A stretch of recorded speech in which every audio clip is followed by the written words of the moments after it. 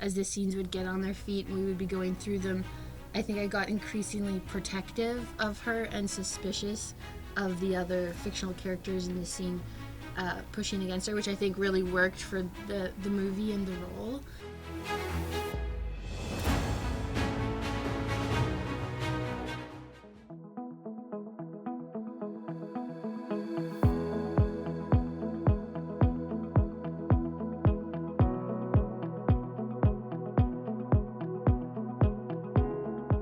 Great question.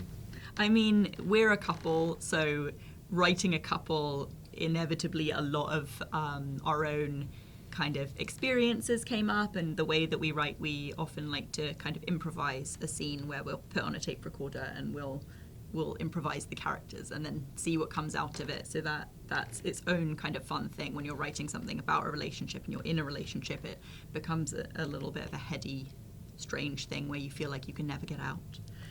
Yeah, I think at its heart, we knew it was going to be a movie about how far you're willing to go for the person that you love. And at its core, that's Homer and Diana's journey. So we've started there and fleshed out their narrative. And along the way, we discovered really fascinating characters around them. And it gave us an opportunity to explore different facets of love, some that are really tragic and sad and others that are really hopeful. We're also working within kind of the gothic horror space, and we wanted to take the character tropes that we've seen and then kind of flip them on their head and explore something a bit different, a bit kind of left of field with each of them.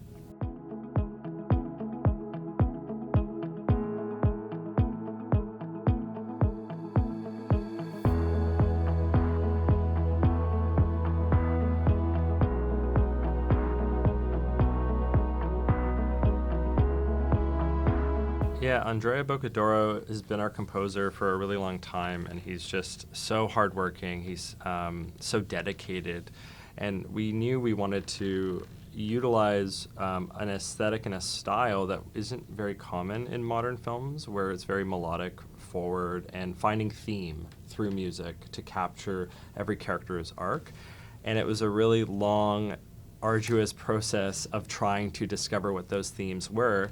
And we went to England to record the score, and while we were working with some of the musicians, this one person came in who was, do you remember his name? The flautist, his name is David. David, and it was just, he played this flute with so much emotion that we realized, we have to, the score was written, but there's a lot of shaping that happens in the recording process, and we realized, we can really bring the flute out and make that the sound of the score that really haunts you, and because it's so tragic and beautiful.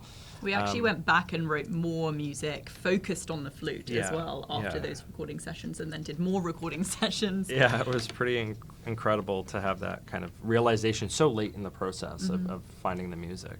Yeah.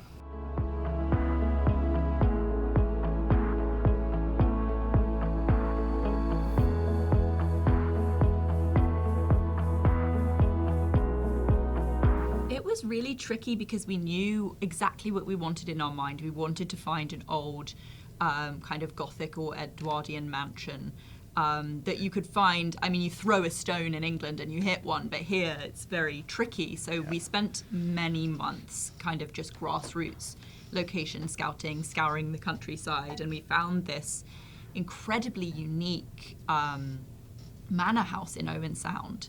And it had these beautiful manicured gardens, and the house was owned by this older gentleman, Barry, who had lived there his whole life.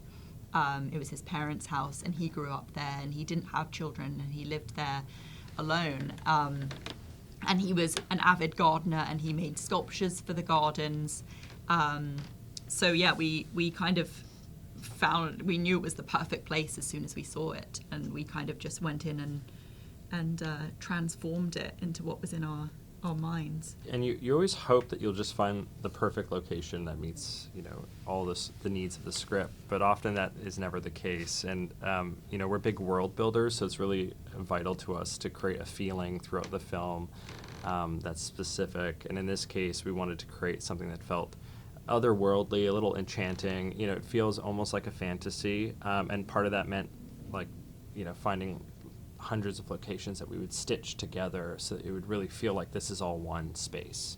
But everything is so spread out, and it was like a really long journey of like wanting to finding a perfect hole in the woods, where it's really creepy. How do you find something like that? And well, it just takes like months of looking at lots of woodlands until you find that perfect fallen tree. Lots of hiking is done Yeah. in location Yeah. scouting.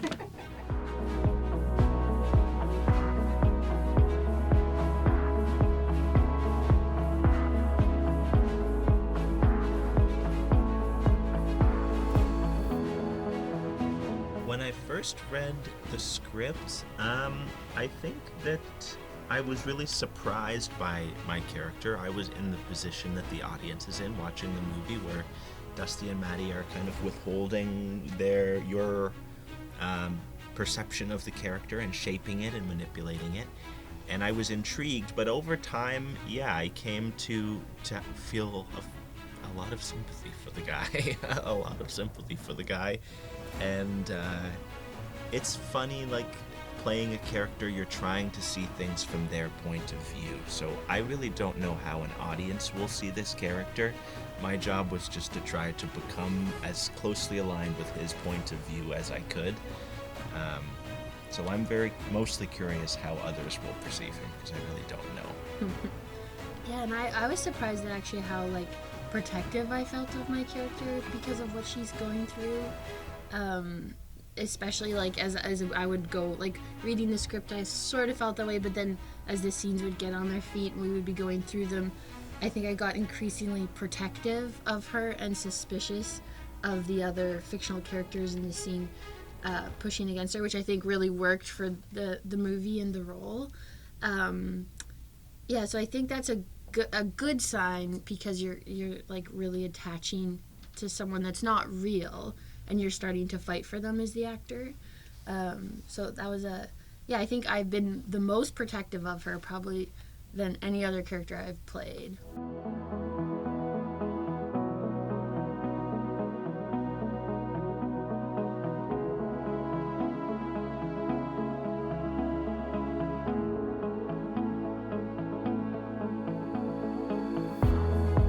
There's like a few key moments when she's starting to see things crack around her. So I think that's I can't remember like exactly what the runtime would be, but it feels like maybe like 25 minutes into the film, there's just like she sees a couple. I won't spoil it, but she sees something and she clocks it, but sort of withholds, like doesn't do anything about it. And then those moments sort of slowly build. So it's gradual, but yeah, increasing.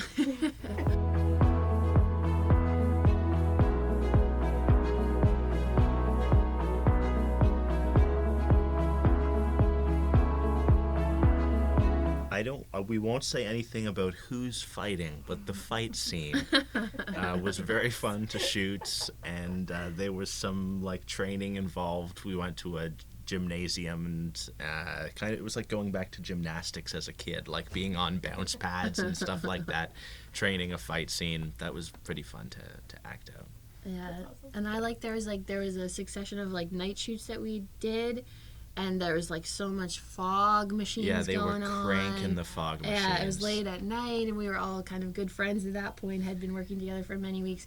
I just remember, like, because Diana has a limp, I just remember I had a rock in my shoe so that I wouldn't have to think about the limp, and I just remember kind of hobbling around with these fog machines and these old cars and these lights at night with these new friends, so I liked shooting those. That's crazy. That's very smart about the rock in the shoe. Yes. Very It worked trick. well. Yeah.